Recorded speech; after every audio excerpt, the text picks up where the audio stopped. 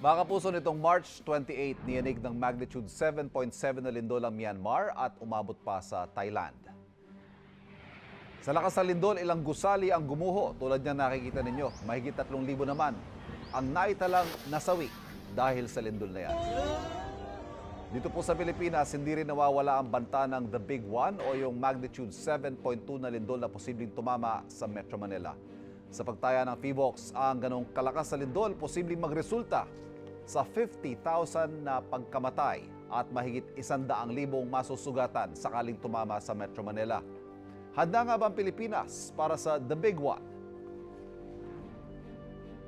Alam mo ba kung ano ang The Big One? Oo, sir. Opo.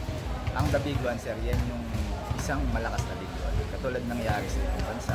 Isang malakas na lindol na tatama sa Pilipinas. Yan ay yung pinaghahandaan natin ay yung darating na pinakamalakas na lindol dito sa ating bansa. Ano ang gagawin mo sakaling lumilindol? Magtatago po sa ilalim ng lamesa. Gahanap po ng safe na lugar. Siyempre, magdasal, tapos magtago sa ilalim ng lamesa. Lalabas ako ng building, mall, bahay. Yung iiwas i-safety ko sarili ko doon sa maluwag na area. Pag nasa loob ka ng bahay, kung meron matigas na lamesa o matibay na lamesa, pwede ka sa ilalim. Nakakatuwa. Tama yung mga sagot ng mga kapuso natin. At yan po ang pag-uusapan natin dito sa Isyu ng Bayan.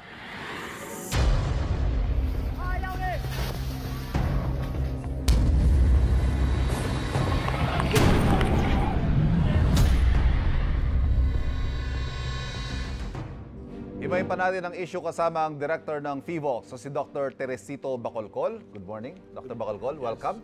At ang administrator ng Office of Civil Defense at Executive Director ng National Disaster Risk Reduction and Management Council, Undersecretary Ariel Nepomuceno. Yusek, good morning. Welcome po. Pero bago natin talakayin yan, may makakausap po tayong kababayan natin na nakaranas mismo ng malakas na lindol sa Thailand, si Teacher Benamin Boston Jr. Teacher Benamin, magandang umaga po sa inyo. Hello, Sir Ivan. Good morning po. Kumusta po kayo ngayon? Okay naman po, sir. Okay naman po. Pakikwento nga ho yung naging karanasan ninyo habang lumilindol dyan sa Thailand, sa inyong kinaroroonan at that time. Okay, at that time, 12:24 ng tanghali yun kasi, sir. Kumakain kami ng kasama kong teacher sa loob ng condo namin. Okay. And then, biglang yumanig. And then, akala ko parang nahihilo lang kami. Then, after that, yung kasama ko kasing teacher, sir, medyo mataba. So, parang gumigiwang-giwang na siya. And then, tinignan ko yung mga gamit ko sa cabinet. Biglang nagbagsakan na. Anong floor ho kayo? Nasa 8th floor po kami, 8th floor, okay.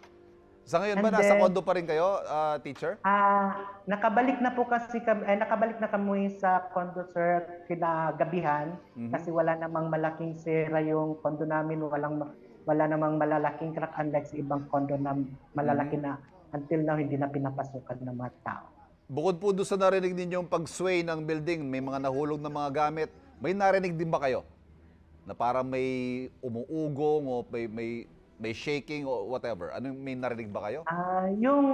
Yung may nagbabagsakan na parang yung sa finishing ng semento, sir.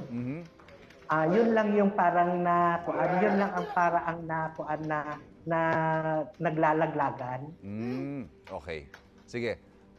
Salamat po si Director Bacolcol. Narinig natin yung karanasan ni Teacher Benamin. Paano natin ito makukumpara yung 7.7 na lindol sa pinangambahan nating The Big One?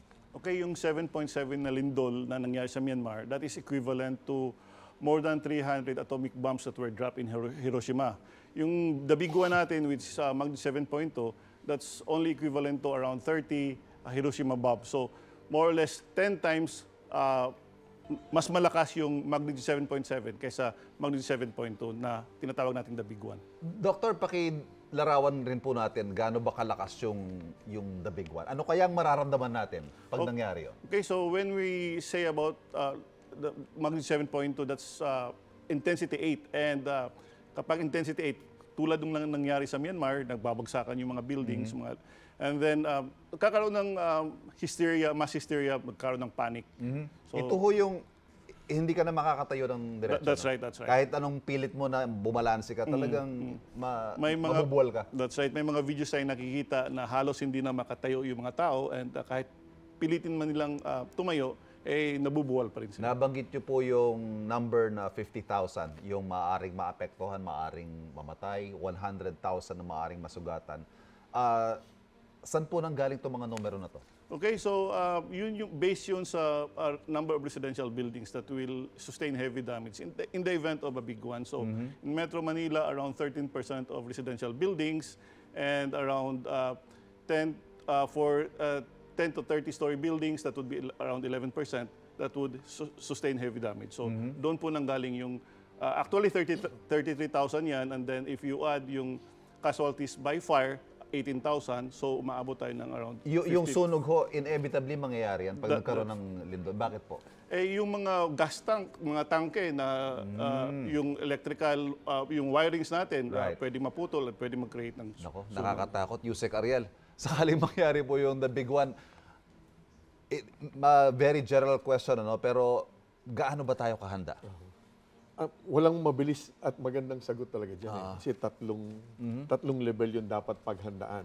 Una-una, bago pa lang dumating yung malaking lindol, yung mga pinag-usapan namin lagi nila, Director Bacolcol, yung engineering solutions. Handa ba talaga yung ating mga gusali, bahay, mga iba't ibang struktura, yan ba'y sumunod talaga doon sa mga mahigpit na provision ng building code.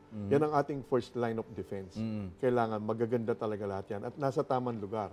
Wala sa no-build zone, wala sa liquefaction or landslide-prone area. Right. Pangalawa, yung mismong lindol na, yun yung interest natin, ang mga mamamayan ba, talagang alam yung gagawin.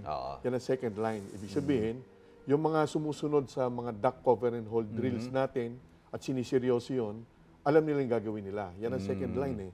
At ang objective lagi kasi dapat, ma-identify pa lang nila, ngayon pa lang, kung saan sila pupunta. Ang objective lagi is, sa unang mga segundo lang yan madalas yung malalakas sa lindol eh.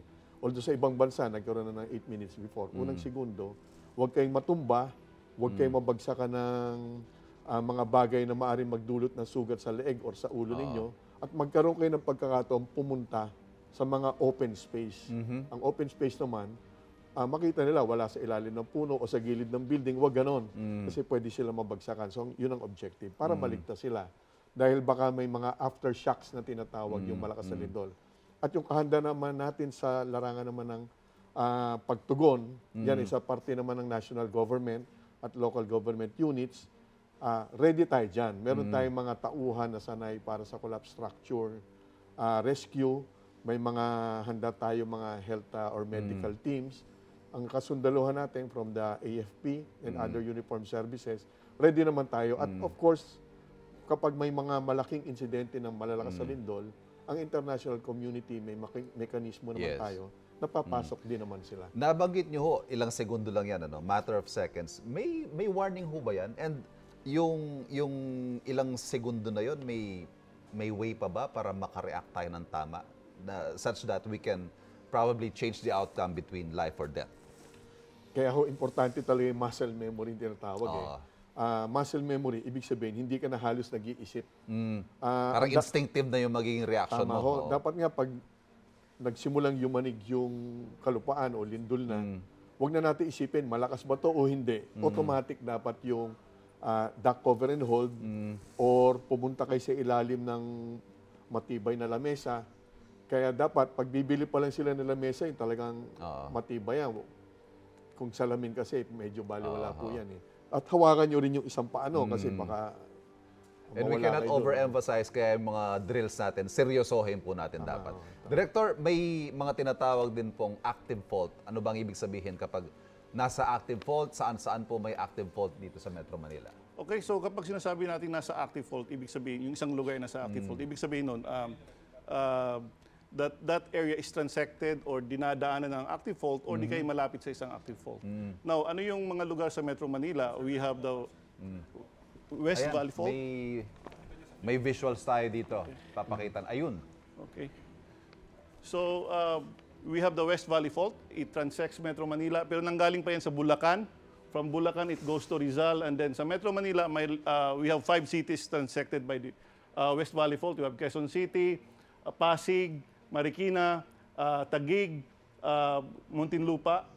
And it goes all the way to Laguna and Cavite. Naitanong ko kay Dr. Bacolcol kanina off-cam, ito ho bang paggalaw nitong fault, is it a question of when?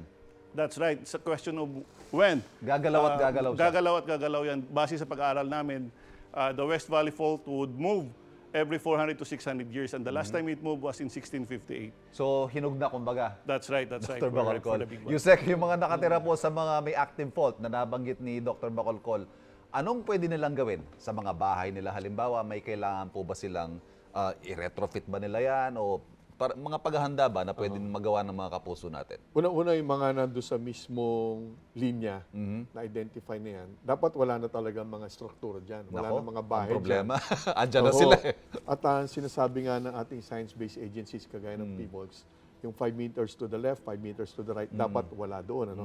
Subalit hindi lang naman yun yung delikado. Yung mga malalapit din dyan, siguro din dapat na tama nga yung kanilang struktura.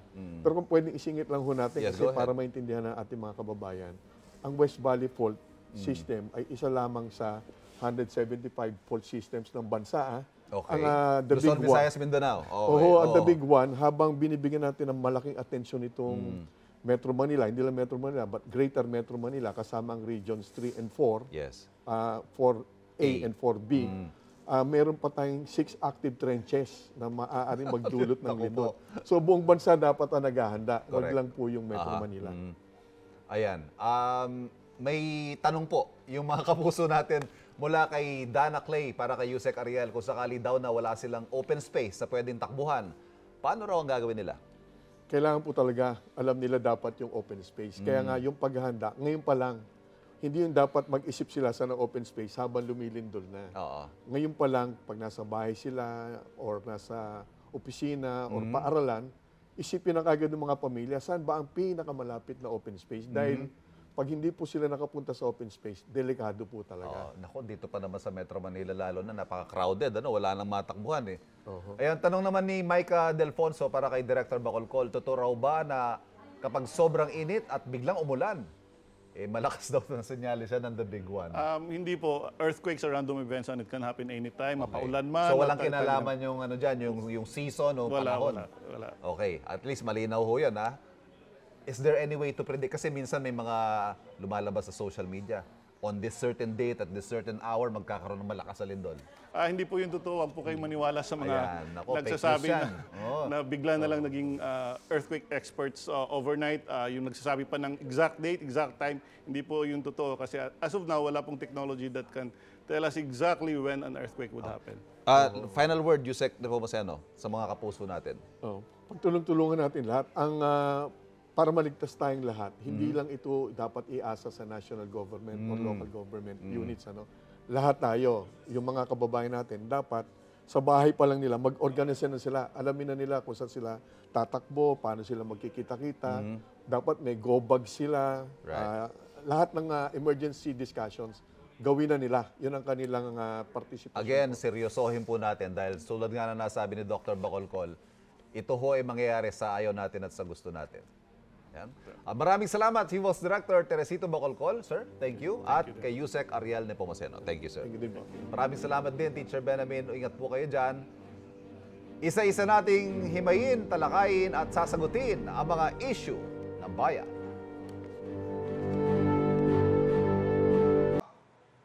Ikaw, hindi ka pa nakasubscribe sa GMA Public Affairs YouTube channel? Bakit? Mag-subscribe ka na, dali na, para laging una ka sa mga latest kwento at balita. I-follow mo na rin ang official social media pages ng Unang Hirit. Salamat, Kapuso.